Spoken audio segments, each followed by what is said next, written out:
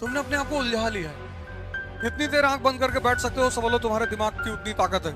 और तुम 22 साल में त्राहिमाम कर रहे हो। तुम्हारी यार इतनी बढ़िया उम्र है, 21 साल, 20 साल, 23 साल। जिसको भी राजा बनने का शौक है, अगर आप बीए कर रहे हैं ना इस कंट्री में, तो आपको लोग बर्बाद आदमी समझेंगे।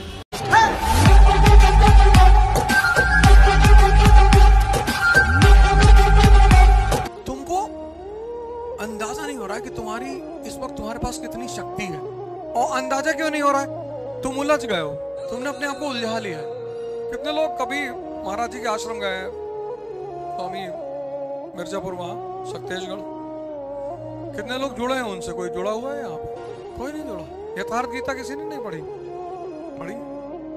महाराज जी की उम्र इस वक्त करीब 96 साल, 96 साल का आदमी, और तुम 22 साल में त्राहिमाम कर रहे हो। भुजंगासन करते हो, अश्व संचालन, साष्टांग, ये सब उसके आसन है सूर्य नमस्कार के। आज जाके चेक कर लेना। दो काम करो, सूर्य नमस्कार तो कंपलसरी करो, कभी बुढ़े नहीं हो गए, और एक करो योग निद्रा। दो चीज तो कंपलसरी करो, एक योग निद्रा करो, एक सूर्य नमस्कार करो। और किसी रिलीजन से जुड़ा हुआ तो है नहीं, उसमें सांस लेनी होती है। अब ऐसा थोड़ी कि हिंदुइज्म कहता है उल्टी सांस लो, इस्लाम कहता है सीधी लो, सबको एक ही तरह से लेनी पड़ती। सदगुरु के आश्रम में था, सब लोग वहां पे थे, हिंदू मुसलमान सिख ईसाई सारे लोग थे, वहां कोई बाइफर्केशन नहीं। और जब तुमको लगे कि जिंदगी एकदम जवाब दे चुकी है, अब कहीं कुछ दिखाई नहीं पड़ रहा, तो एक बार सदगुरु का एक कोर्स है साधना पदा, वो जरूर करना। जब तुम्हें लगे जिंदगी में कुछ नहीं बचा, मुझसे कुछ नहीं हो सकता, तो वो कोर्स सदगुरु का जरूर करना। 7 महीने का कोर्स है वो, वहीं रखते हैं। वहां तुम पढ़ सकते हो, वहां ऐसा नहीं कि वो पढ़ने के लिए मनाही है, वहां तुम पढ़ाई कर सकते हो। वहां लड़के तैयारी करते रहेंगे, पर अभी थोड़ा सा मुश्किल हो गया है एंट्री उसकी, क्योंकि इस बार 35,000 लोगों ने फॉर्म भरा था और सिर्फ 2,000 लड़कों को एंट्री मिली थी। तो वहां सबसे बड़ी बात यह है कि 7 महीने में तुम्हारी लाइफ को शेड्यूल कर देंगे वो। 5 बजे उठना है, मतलब 5 बजे मेडिटेशन हॉल में पहुंच जाना है। तुम्हारी यार इतनी बढ़िया उम्र है, 21 साल, 20 साल, 23 साल। तुम अगर अपने कभी समझो कि तुम किस उम्र में हो, तो तुम निराश हो ही नहीं सकते। आज से 10 दिन पहले एक भाई बहन मुझसे मिलने आए गोरखपुर से, साइकिल चलाकर दिल्ली। तो लड़के पे तो ज्यादा आश्चर्य मुझे नहीं हुआ, लड़की पे बहुत आश्चर्य हुआ। क्या जज्बा है दोनों आदमी में। अगर वो जज्बा सही जगह इस्तेमाल हो जाए, गोरखपुर से दिल्ली 700 किलोमीटर, गोरखपुर से लखनऊ 200 किलोमीटर और लखनऊ से दिल्ली 500 किलोमीटर, 700 किलोमीटर उन लोगों ने साइकिल चलाई 8 दिन में। और जब वहां इंस्टीट्यूट पहुंचे और जब उन्होंने बताया कि साहब ऐसी ऐसी बात है, तो एक साहब है उनसे मिले, बताया कि साहब भाई साइकिल चला के आए दोनों लोग। तो मैंने कहा पहले इनको खाना खिलाओ और इनको बढ़िया कहीं आराम करने दो, और फिर शाम को इनकी साइकिल लदाओ वोल्वो में, जो इलाहाबाद आती है। मैं उस वक्त प्रयागराज में था, तो मैंने कहा इनको इलाहाबाद भेजो। हम दोनों यहाँ से साइकिल से चले आएंगे। मैंने कहा 350 किलोमीटर है, कहाँ चले आएंगे सर। कल दिन भर प्रोग्राम किए, ABVP इधर उधर, लन फन, फैजल भाई आए थे दिल्ली। फिर सुबह 5 बजे सब कानपुर वहाँ दिल्ली से निकले, फिर 12 बजे पहुंचे, 12:30। हमने कहा आज क्लास नहीं लेंगे। मैसेज आया होगा तुम लोगों को। फिर हमने कहा नहीं यार चलो लेंगे क्लास। एक तो हमें पता नहीं था कि पढ़ा क्या रहे हैं। कल 1 बजे आना जिनको ध्यान करना होगा। क्लास तो 2 ही बजे से चलेगी, पर जो ध्यान करना चाहते हैं, जो ध्यान को देखना चाहते हैं कि इसमें क्या होता है, तो 1 बजे आ जाना। कल अपना पोटेंशियल, मेंटल पोटेंशियल, हमेशा आंख बंद करके बैठना चाहिए। जितनी देर आंख बंद करके बैठ सकते हो, समझ लो तुम्हारे दिमाग की उतनी ताकत है। अगर तुम 5 मिनट आंख बंद करके बैठ सकते हो, तो तुम धरती पर कुछ नहीं कर सकते। लेकिन अगर तुम 1 घंटा आंख बंद करके बैठते हो, तुम्हें कोई बेचैनी नहीं होती, इसका मतलब तुम्हारा दिमाग शांत है। और 2 घंटे बैठते हो तो मस्त। 4 घंटे में प्राइम मिनिस्टर, और 24 घंटे बैठे रहते हो तो तुम खत्म हो चुके हो।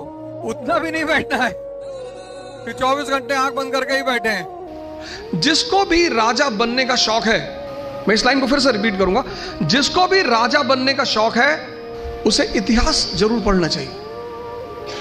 वहीं आपको मिलेंगे डॉक्टर अंबेडकर, असंभव को मजाक बनाते हुए।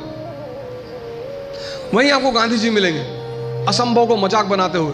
ब्रिटिश हुकूमत, जिसके बारे में कहा जाता था कि the sun never sets in British Empire, 1920 वो आदमी नॉन कोऑपरेशन मूवमेंट शुरू करता। 2 साल मूवमेंट चला, 2 साल।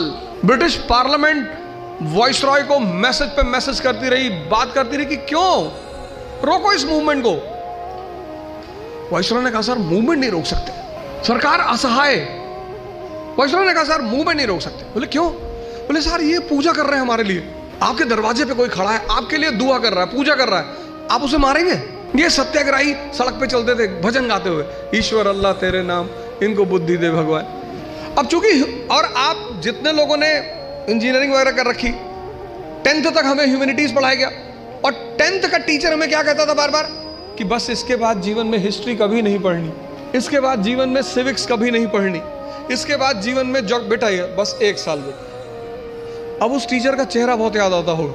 मतलब हमें ये स्कूलों में बताया गया, ज्यादातर, हो सकता है सब में ना हो, लेकिन ज्यादातर स्कूलों में, हमारे स्कूल में हमारी हिस्ट्री की टीचर बोलती थी बस अब जीवन में हिस्ट्री पढ़ना ही नहीं।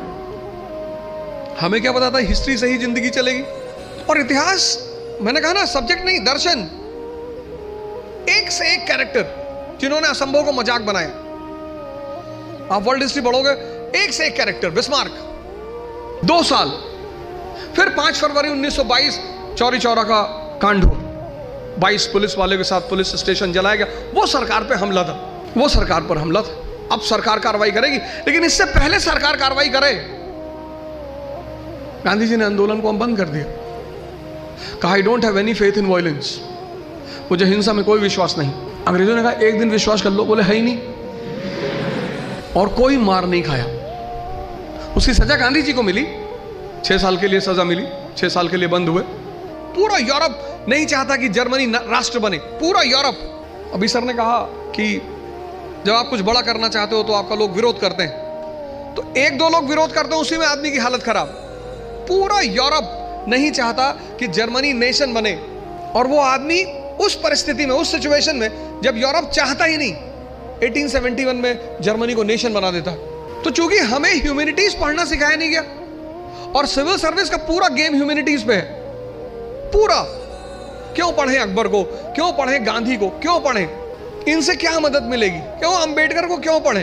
अंबेडकर को पढ़ना इसलिए जरूरी है कि इस देश में एक तबका ऐसा रहा, स्त्रियां भी। ज्योतिबा फूले ने जो पहला स्कूल शुरू किया, शिक्षा पे उनका सबसे ज्यादा बल है, तो उन्होंने दलित समाज के लिए तो स्कूल शुरू किया, स्त्रियों के लिए शुरू किया, और उन्होंने कहा समस्त समाज की स्त्रियां। इतिहास इतना बड़ा विषय है, और विषय के साथ साथ, मतलब ह्यूमैनिटीज का सब्जेक्ट होने के साथ दर्शन भी है। उसकी सबसे बड़ी वजह यह है कि इस देश में ह्यूमैनिटीज को कोई इज्जत ही नहीं है। अगर आप बीए कर रहे हैं ना इस कंट्री में, तो आपको लोग बर्बाद आदमी समझेंगे। क्या रहे बीए कर रहे, चलो पीछे आके खड़े हो जाओ, बीए कर रहे हैं, इधर आप एमबीए कर रहे हैं, महाबर्बाद आदमी, तो भी थोड़ा इज्जत है। साइंस की तो बड़ी इज्जत है, और आईआईटी की तो खैर कहने ही क्या।